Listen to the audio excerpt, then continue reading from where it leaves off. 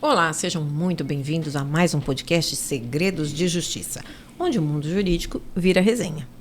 E a resenha de hoje é com uma advogada que já teve que parar para fazer cálculo de 300 rescisões de contrato de trabalho. Vocês imaginam o que é isso? Advogado adora cálculo, né? Olha, é com muito prazer que eu recebo hoje a doutora Cláudia Duarte Lima. Seja muito bem-vinda. Ai, obrigada pelo convite. É um prazer estar contando um pouco das minhas histórias, né?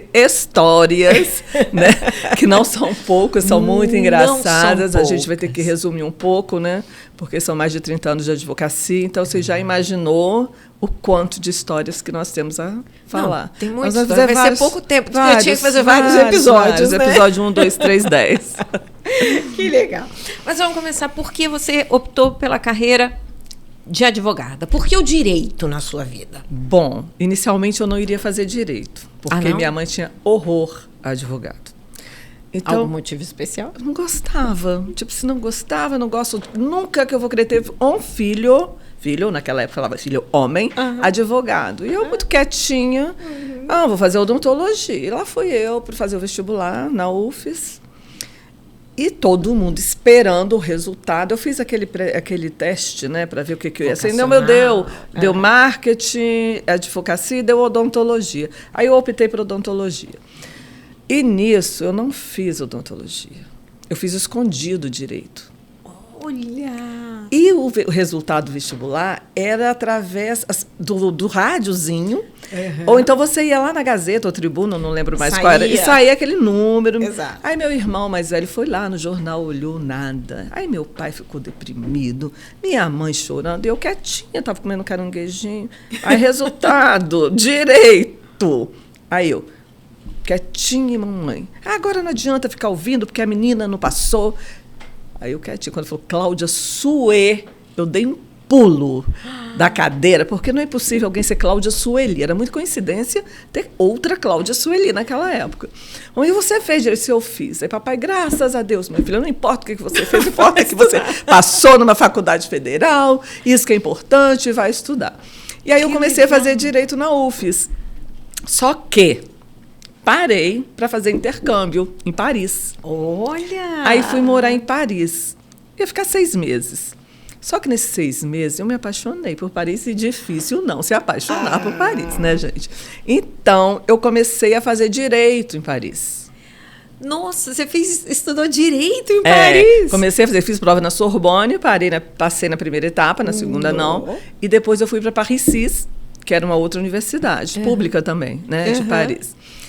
Comecei a fazer direito, só que eu tive que interromper, porque minha mãe ficou muito doente. Aí eu tive que voltar ao Brasil. E faltava só 1 ano e meio para eu terminar meu curso de direito aqui. Aí eu pensei, bom, eu termino o curso de direito e depois eu volto, faço uma equivalência e tal. Você deixou trancado aqui? E lá também. E lá também. Entendeu? Mas porque era 1 ano e meio só, então dava para fechar aqui e continuar lá. Fiz isso. Só que me apaixonei pelo direito sindical. Vi um anúncio, preciso de estagiário. Fui eu para o escritório lá do advogado me candidatar.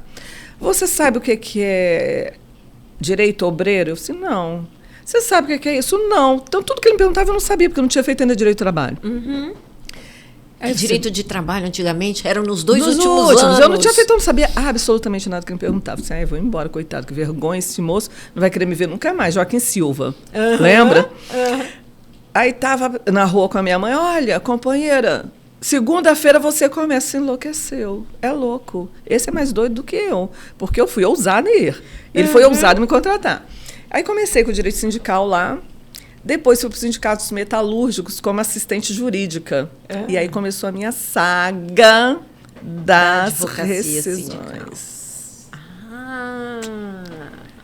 Entendeu? Bom, mas aí você já advogava, então, ou fazia... Não, eu era assistente jurídica. Eu comecei, não era nem estagiária, eu era carteira assinada, assistente jurídica. Tá. Quando eu formei, continuei lá como advogada. E logo depois galguei como subcoordenadora do departamento jurídico dos sindicatos metalúrgicos. Nossa! Entendeu? E aí teve uma demissão em coletiva. massa na COFAV. Não sei se você lembra da COFAV. Não. Então, era lá em Cariacica, uma empresa grande, metalúrgica, e teve uma demissão em massa. Os advogados sumiram. Desapareceram. E eu adoro cálculo, sabe? Assim, eu sou uma pessoa que tem horror a cálculo. Eu não gosto de somar 1 mais 1, eu tenho pavor. A minha família já conhece, eu tenho descalculia, eu detesto esse negócio de cálculo. Aí eu olhava assim, veio um peão. Aí o presidente disse, não, doutora Cláudia, a senhora tem que fazer isso. Gente, eu não sei, nunca fiz. Não, tem que fazer, como é que a gente vai deixar os companheiros irem embora? Então tá, vamos embora. Aí olhavam para mim, entravam, olhavam para mim, eu disse, coitado, meu Deus, nas minhas mãos. Pena nas minhas mãos. Aí eu olhava assim, olha, eu vou fazer tua rescisão, mas para você não perder seus direitos e receber logo seu dinheirinho, eu vou colocar uma observação e já vou te agendar para outra ocasião para você voltar para um atendimento, uma revisão desses cálculos. Porque tem muita gente, mais de 300, então não vai dar para eu fazer uma coisa muito minuciosa. Saí bem, né? Carimbo, ressalvar os meus direitos constitucionais e trabalhistas. Pá, retorna dia tanto. Advogado, tal. Aí você já me vinguei. Escorpiana, né, minha querida? Presta atenção. Me vinguei, assim, eles estão achando que eu vou fazer a revisão desses cálculos. Não vou. Aí passei para todos os advogados. Eles, quando chegaram, queriam me matar. Cláudia, como que você faz isso? Como que você faz? O que vocês me fizeram com 300 peões ali para fazer rescisão? Eu poderia sair linchada desse sindicato. Mas no último você já estava craque, né? Não, aí quando já começou, minha filha, chegou um momento que, assim, acho que o Espírito Santo desceu, e aí eu já estava fazendo rescisão assim, ó, de costas. Assim, olhava, não, pá. E por incrível que pareça, todas as rescisões estavam impecáveis, certíssimas. Olha. E todo mundo feliz, tudo ótimo. Não, eles ficaram meus fãs, né? Assim, tive os fãs lá de toda a categoria de metalúrgicos. Que legal, que bacana. Mas, assim, foi um perrengue, hein? Foi um perrengue. A primeira rescisão. Não daria para as 300 rescisões, né? Uma rescisãozinha, 20 mais 300.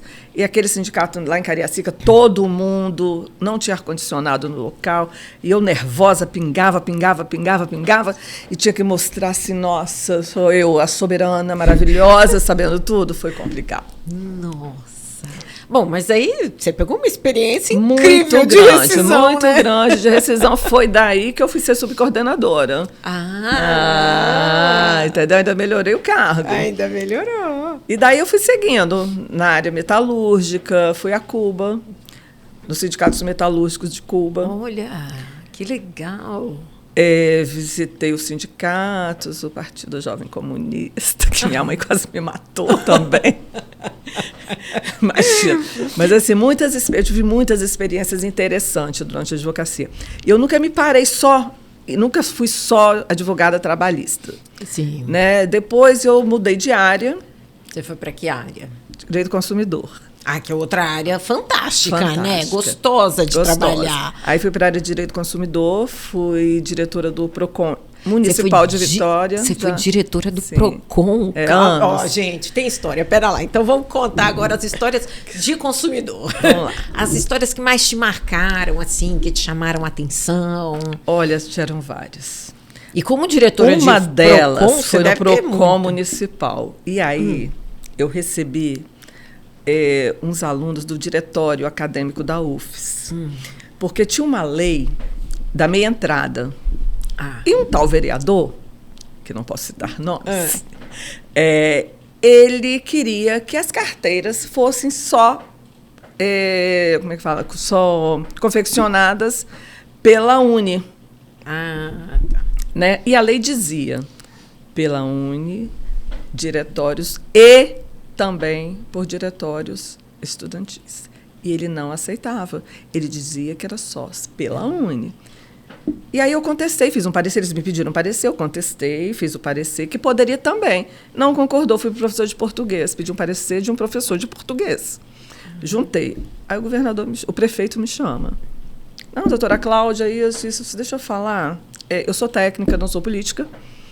esse parecer está super bem elaborado, inclusive tem um parecer de um professor de português. Agora, se o colega, não o vereador, não sabe português, morre de ódio de mim até hoje, porque a lei não pode nem me ver. Assim, eu, como diretora de PROCON, tive muitos problemas. Eu recebi ameaça de morte. Sério? Eu fechava estabelecimento. Eu era uma xerife. Eu era uma xerife. Olha, eu era o terror do comércio do Espírito Santo. É mesmo? Eu confesso. Conta uma dessas experiências. Você chegou assim, fechou o estabelecimento? Vocês, não sei se você chegou a lembrar de uma ação que teve a retenção de armas de brinquedos há muitos anos. Então, assim, eu sou uma pessoa muito experiente, né, gente? Então, mas a gente gosta retenção de armas de brinquedos, simulacros, que são brinquedos, né, com características de armas verdadeiras, e que hoje a gente vê muito no mercado, inclusive. E eu recolhi todas as armas, todos os simulacros do comércio do Espírito Santo. Todos. Principalmente da capital. Todos os simulacros. E a maior loja, na época, era uma loja muito grande, que tinha no centro da cidade. De brinquedos, né? Não, de tudo. Né? Era daquela... pode, eu acho que pode, mas... Era uma loja muito grande, loja americana. De departamentos. Tudo. De tinha departamentos. muitos simulacros. Cheguei lá com os fiscais adoravam as minhas ações. Eles colocavam aquele coletinho, se achavam xerifes, né? Tem isso também, né? Recolhemos todos os simulacros. E aí eu fiz uma campanha. A minha ideia não era aplicar multa, era mais de educação.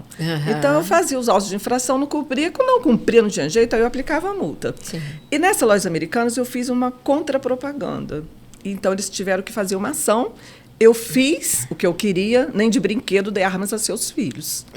E eles tiveram que espalhar esse outdoor na cidade inteira. Nem de brinquedos dei armas a seus filhos. Isso chegou, inclusive, no CONDECON, no Conselho Nacional de Direito do Consumidor, que eles adoraram. Isso espalhou pelo Brasil. Essa foi uma das ações. Que legal. É uma conscientização. Conscientização, né? Porque bacana. O objetivo, eu acho, dos órgãos de defesa do consumidor, não é você ficar aplicando multa. O objetivo é o quê? Você educar.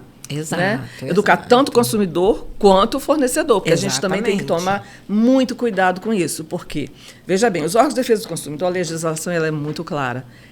Ela é uma legislação protecionista? Ok. Sim. Mas ela protege quem? Ela protege aquele consumidor que está correto. Exato. Então, tinha muitos casos que chegava o consumidor, que eu tenho direito, eu chegava na hora e não tinha. Então, assim, essa era uma orientação que eu dava a todo mundo que trabalhava comigo. E, ao mesmo tempo... Direito é quem tem direito. Protege o fornecedor também, na medida em que ele faz o que tem que ser feito para respeitar o consumidor.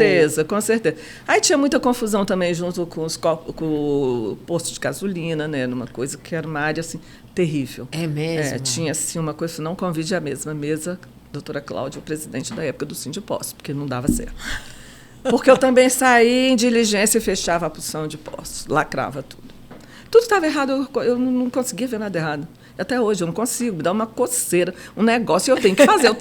Nossa, aí eu falei assim, gente, para, não se mete. Mas quando eu vou ver, eu já estou lá totalmente, sabe, naquela confusão e não saio, e resolvo. Eu gosto muito de resolver problemas, né? Não sei se é uma característica boa ou ruim. Não, é ótima, né? Mas existe. Então, assim, na área de direito do consumidor teve essa. Teve de recolher também que boa, falsificada, água sanitária falsificada. Teve pegadinhas de entrevista com jornalistas, entendeu? Que eu cheguei, logo que eu assumi o PROCON do Estado, eu cheguei, saiu uma diretoria, eu entrei. Aí me chamou, me fez uma pegadinha, me falou que a matéria era essa, chegou lá, era outra. Aí coloca ao vivo a ex-diretora, que estava no posto de gasolina. Eu falei assim, ai, que lindo, legal, maravilhoso, amei. Mas fui lá, me saí super bem. Só que essa pessoa precisou de mim para uma outra entrevista. Era ao vivo. E eu cheguei segundos antes de ao ar, e ele não tinha outra matéria para colocar no lugar para me substituir. O que eu fiz? Terminei, cheguei, põe ponto, põe isso, põe aquilo. Aí ele, nossa, que susto que a senhora me deu. Você é horrível, né? Pegadinha, não é? Eu esperei um ano para fazer isso. Não é ruim, não faz mais isso não, que é chato, fica feio, né? Mas, assim, é uma área de direito consumário que eu gosto, uma área que eu atuei muito. Ainda atua, não? Não, agora eu nem tenho mais tempo, né? Ah. Porque eu não tenho mais tempo, porque eu tive que assumir uma outra missão agora, que é já te falei, que é de cuidar dos negócios da minha irmã, que faleceu há pouco tempo, que tem uma empresa de produtos hospitalares. Então, hoje eu estou gerindo financeira, administrativamente e juridicamente a empresa dela. Mas tem muita coisa boa. Agora, tem muitas coisas assim que você, na sua área de direito, e assim que é um conselho que eu dou para os jovens advogados, né? Você tem que ter muito cuidado, né, com a tua postura profissional. Sim. Você tem que ter muito cuidado com o teu colega de profissão, né? Porque, na verdade, os advogados, nós não somos inimigos. Nós somos ex-adversos. Né? Eu tenho uma amiga, que você conhece, a Anabela, a gente sempre foi ex-adversa. A gente viajava para fazer audiência, eu e ela sentava do lado de uma mesa ou de outra. Saía dali, a gente já saía, fazia um lanche. Você sempre pelo sindicato e ela sempre pelo patronal. Mas ela sempre se dava melhor do que eu, sabe? É lógico, a Anabela, né? Sempre. Porque ela viajava com os outros advogados da CST, da COFAV, então só advogado de ponta. Eu era uma recém-formada, uma pobre menina sozinha, fazendo audiência no TRT, que era no Rio de Janeiro, não era aqui, não tinha ainda. Então, ela não precisava fazer nada, só juntava defesa, e ia embora. Eu ficava lá ainda tirando xerox. E teve um advogado que fez uma pegadinha comigo, o doutor José Hildo, maravilhoso, que ele juntou cópias, e eu tinha que trazer todas para a Vitória. Nossa! Repetidas. Tudo repetido. E eu tirei cópia daquilo tudo e quase perdi meu voo. Quando eu cheguei no escritório, que eu fui passando aqui, eu falei assim, não acredito. Doutor José Hildo, liguei para ele, como é que o senhor faz isso comigo? Experiência.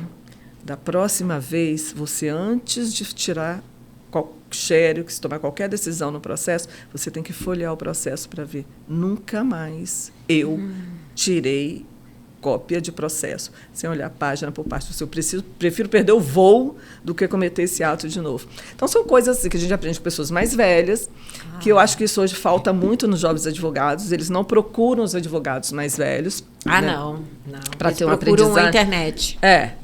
Viva o Google hoje é petição online de todo mundo, né? Ninguém para fazer. Não sei se você é da época que a gente pegava e fazia uma pesquisa, não tinha internet.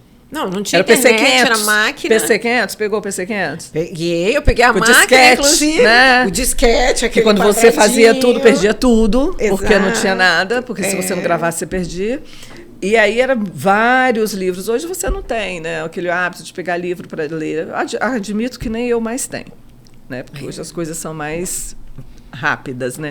Mas essas são coisas que eu acho que a gente ainda tem que ter um resgate. Eu admiro muito os advogados que ainda têm esse cuidado, sabe? De pegar uma petição, ler a petição, cuidado com essa petição, livros, não se adentrar só em questão de internet, pesquisa de Google. Não, e assim, eu digo que hoje é muito mais fácil ir na internet, buscar, e você delega o pensar para o computador. Sim. Né? Então, e aí fica faltando realmente esse olhar, porque é tudo muito pronto, cuidado. Né? Então você não tem um trabalho de pegar jurisprudência a favor, jurisprudência contra. Você já vai lá no tudo que você quer e não procura mais doutrina a favor, na minha época era assim, doutrina contra. E você trabalhar em cima daquilo, você construir, era uma construção. A petição ela era construída, hoje ela não é construída, hoje ela é copiada. Né? Isso é. Então, assim, é uma coisa que hoje a gente também teria que dar não dá mais, mas uma pensada, né, sobre essas questões. O próprio judiciário, os próprios juízes, até a sentença hoje, né? É copia e cola. Então fica tudo muito complicado. Exatamente. É complicado mesmo. Mas vamos lá. Uma história assim inusitada, porque você tem história aí para dar e vender, né? Uma história assim inusitada que você tenha passado e falar assim, não, isso me marcou muito. Tem tantas que me marcou muito. Seja da área trabalhista, por exemplo, já passou por audiência que a pessoa se emocionou? Eu mesma, né? Você? Porque minha primeira audiência foi uma tragédia. Como assim? Tragédia absoluta. Eu nunca tinha feito audiência. Foi trabalhista? Trabalhista. Aí o advogado, não, você tem... médicos ainda. Olha o grau de exigência do cliente. Sindicato dos médicos. Fui eu fazer a audiência. Gente, minha mão tremia tanto. Como é que eu vou assinar a ata? Meu Deus do céu. E eu não sei. Olha, se você me perguntar o que eu falei naquela audiência, eu não lembro. Eu só sei que eu saí, coitado do médico, do meu lado. Eu olhava para ele com uma pena. Eu cheguei no escritório em prantos. Eu chorava. Companheira, porque eu acabei com a vida do cliente. Acabei com esse cliente, a audiência foi horrível, ele vai perder e não sei o quê. E aí fiquei lá no escritório, aí estava com uma reunião com o sindicato dos radialistas. Aqui, você está indo amanhã de manhã para o Rio fazer um dissídio coletivo. Mas eu não vou. Eu estou em trauma. Eu não vou. Você vai. Eu não vou sair daqui. Não tem que... Você vai fazer o dissídio coletivo. Fui eu fazer o dissídio coletivo. No Rio. Nunca tinha feito um dissídio coletivo, eu não sabia para que lado que eu ia sentar à mesa. Sabe? Eu não sabia. E aí começou. Pregão. Dissidente, suscitante, suscitado. Não, suscitante. Aí eu, bom, suscitante. Nada do suscitante aparecer. Não, suscitado. E nada do suscitado aparecer. E tá suscitado e não aparecia. Eu disse, suscitante, assim, era eu, né? Eu disse, nossa, que maravilha, já sei pelo menos quem eu sou, né? Aí a pessoa falou assim, não, a senhora pode sentar aqui, doutora? Você me indicou para onde que eu ia sentar. Já pronto, melhorou. Dali eu nunca mais tive medo de fazer audiência. Eu nunca mais tive medo de fazer entrevista. Porque também, quando eu assumi no PROCON estadual, já era uma coisa bem maior, então era entrevista todo dia, era a figura mais fácil de você ver na televisão, todo dia era eu. Então, assim, aquilo me deu uma bagagem, assim, muito grande para a vida, né? E esse escritório, inclusive, de advocacia que eu trabalhei, ele me deu uma bagagem, assim, administrativa, que é alguma coisa que eu agradeço até hoje, por todo o aprendizado, sabe, que eu tive lá. Que legal. E para quantos sindicatos vocês trabalhavam? Bom, diretamente eu trabalhei para os sindicatos metalúrgicos, mas o escritório que a gente trabalhava, ele tinha 90% dos sindicatos do Espírito Santo. Nossa! Então você estava envolvida? Todos os sindicatos. Ele tinha sindicatos bancários, saúde, públicos, hospital, ele tinha todos os sindicatos. Ele era o maior escritório de advocacia, sempre obreiro. Ele era o maior escritório de advocacia obreira que tinha no estado do Espírito Santo. Então, ele advogava hoje, ele é empresário também da área de hotelaria, orgânicos. Já saiu também da advocacia, mas era o maior escritório que tinha aqui. Que legal. Do Joaquim Silva, a gente aprendeu muito lá. Aliás, todos os advogados que trabalharam lá tiveram grandes oportunidades, né, de aprendizado. E quantos advogados tinham no escritório? Quando eu trabalhei lá, era ele, a esposa e eu. Eu comecei como estagiária, né? Aí depois fui ser advogada. Mas já tinham passado outros advogados, então assim, tinha muita parceria. Porque os advogados que já tinham passado, eles acabavam sendo alocados em outros sindicatos que ele dava assessoria. Entendi. Né? Então acabava que era um grande pool de advogados e todo mundo cuidava de alguma outra coisa. Que legal. Era uma advocacia bem militante, trabalhista, sabe? Nossa, que bacana. E você também atua na área empresarial? Na área empresarial. Por isso que eu estou tratando das questões agora da empresa da minha irmã.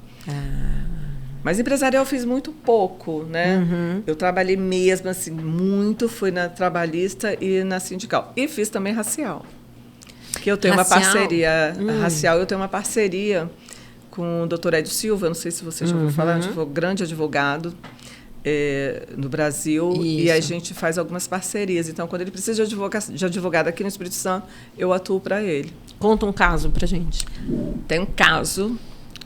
Você conhece o Tonico da Vila. Tonico, me desculpa, mas eu vou ter que citar teu nome. Desculpa, então. Mas essa é uma pessoa maravilhosa. E o Tonico tem um porquinho. Não sei se você já ouviu falar a história desse porco em Jardim da Penha. Não.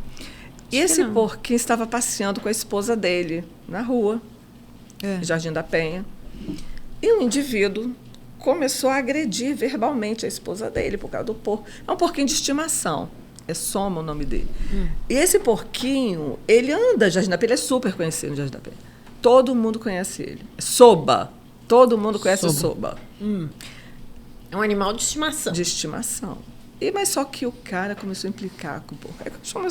Aí agrediu verbalmente a mulher dele e ele chegou. Aí começou a agredi-lo racialmente. Chamando de preto, com injúria racial, entendeu? Com uma postura racista. E isso ocasionou num processo, que inclusive está em andamento. E o advogado é o Edio que veio a Vitória, para fazer a defesa do Tunico da Vila. Agora o Soba, aí eu fui conhecer o Soba, que é um animalzinho de estimação. O Soba é desse tamanho, gente. O Soba, ele anda com coleira. É um porcão, o Soba. Não é um porquinho, né? Eu pensei que fosse aqueles porquinhos, né? Da Índia, não tem. Eu conheci o Soba. Soba é enorme. Não, Soba é uma coisa, entendeu? E aí o menino começou, mas ele é muito limpinho. E eles são muito cuidadosos. Eles moram em apartamento, mas apartamento? E o porquinho é altamente disciplinado. Altamente disciplinado, anda com sacolinha. Tudo que se andaria com pet é o pet dele. Não tem cachorro enorme? É o pet dele, é o Soba, que é um porquinho, né? Com um tamanho assim, um pouquinho maior. Pesa mais de 40 quilos, eu acho o porquinho, uma coisa parecida. E essa ação a gente fez aqui em defesa dele, do Tunico da Vila, que está correndo ainda, mas ainda está meio que paradinha, né, no judiciário, porque demora um pouco. Questão racial, eles não têm muito interesse, né, de dar agilidade na questão, né?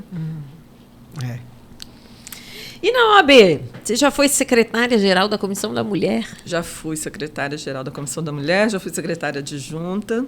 A gente fazia um trabalho muito bom lá na OAB, junto com a vice-presidente, Anabela, que era também presidente, né, da Comissão da Mulher, onde foi criada a Ouvidoria da Mulher, que foi na época dela também. Que legal. E que a gente tinha várias parcerias. Foi um trabalho de muita dedicação, trabalho voluntário, né? De muita dedicação, de muito carinho, e que a gente vestia realmente a camisa. Fazia ações com o Tribunal de Justiça, no ônibus rosa, que era atendimento às mulheres vítimas de violência doméstica também. A gente acompanhava até a delegacia, as salas. Eu lembro das salas que foram criadas, né? Criadas na também. Época, né? As salas, acho que foi na época... Acho que foi na primeira gestão. Então, na primeira gestão, eu estava na Comissão de Igualdade Racial. Tá. Eu não estava na Comissão da Mulher. A ouvidoria, sim, quando ela foi reativada, que foi graças a vice-presidente da época, a última vice-presidente, que foi a Anabela, e que foi restaurada a ouvidoria da mulher. Que é extremamente importante. Muito importante. Né? E tem muita demanda. É mesmo? Muita demanda. Na pandemia teve muita demanda.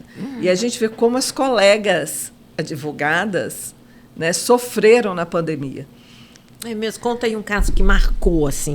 Olha, a gente tem uma colega advogada e ela sofreu muito. Sofreu muito, ela teve que pedir medida protetiva para ela, para a família, para os filhos dela. Uau.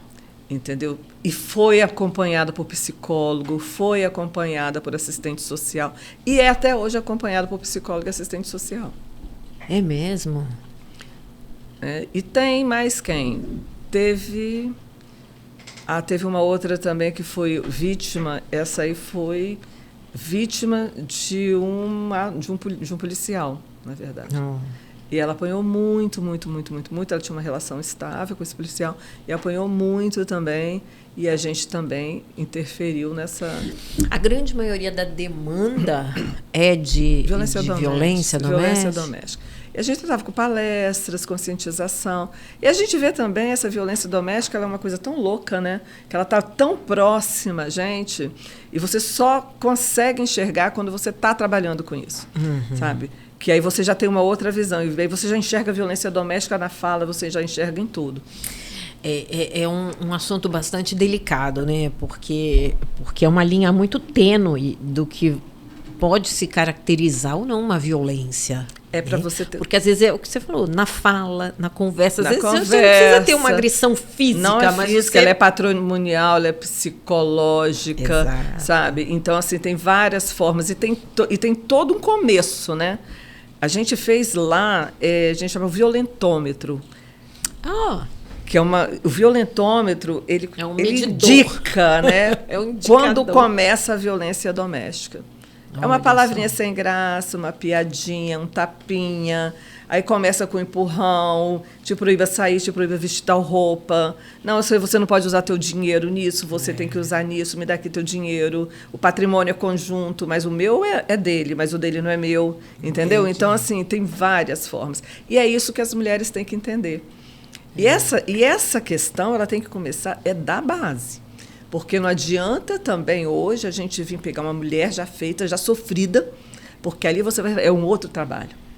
Já não é um trabalho de conscientização, é um trabalho de acolhimento mesmo, sabe? De você estar ajudando aquela mulher a se fortalecer. Agora, se você começa pela base, você já vai explicando à jovem o que é uma violência doméstica. A minha filha já sabe tudo, porque ela me acompanhava em tudo.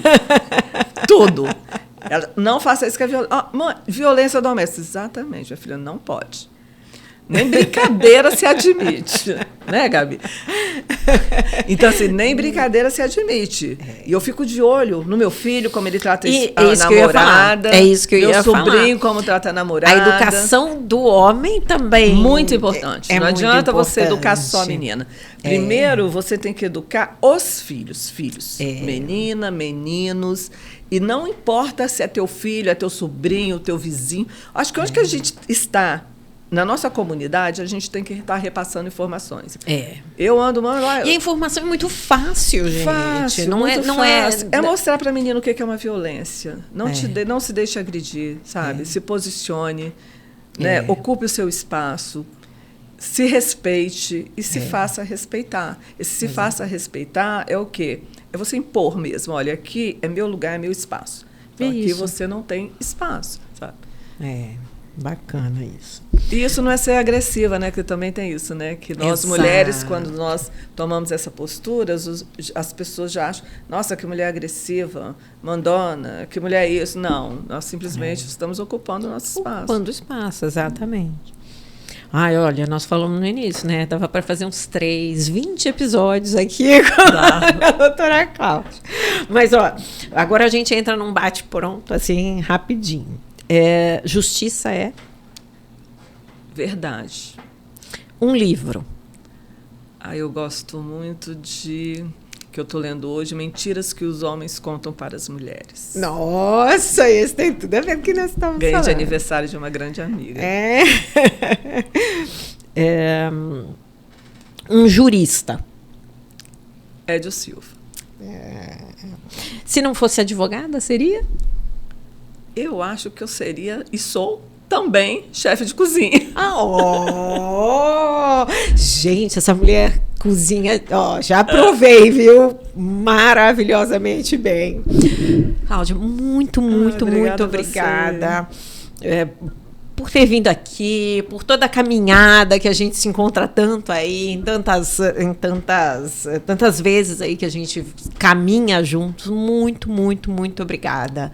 Muito obrigada a você por todas as nossas andanças.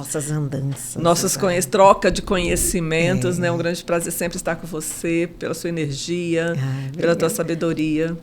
Igualmente. E teu carinho. Obrigada. Um grande beijo. E para vocês, não esqueçam de curtir, compartilhar. E se tiver uma boa história, é só comentar aqui que a gente quer saber. Até a próxima.